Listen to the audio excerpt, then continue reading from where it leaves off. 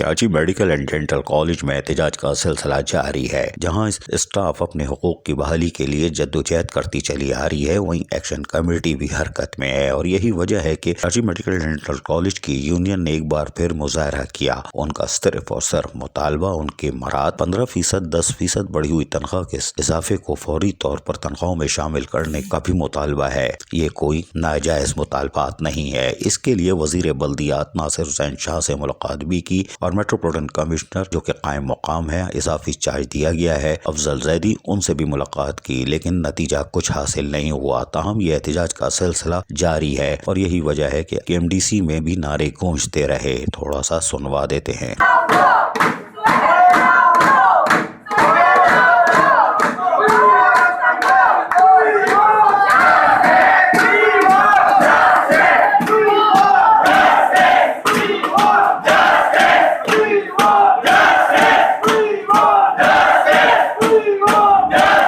Karachi medical and dental college کے عمارت سے یہ آنے والی آواز بے معنی نہیں ہے، لیکن اس کو کوئی نہیں سن رہا۔ یہ بلدیاتی اداروں کا برا وقت ہے، لیکن 17 نومبر کو ہونے والے احتجاجی دھرنے مظاہرے میں KMDC یونین نے بھی شمولیت کا اعلان کیا ہے کہ وہ بھی اس دھرنے میں شامل ہوں گے، اپنے حقوق کی جنگ لڑیں گے۔ عزیز عارف، KBS بلدیاتی نیوز، کراچی۔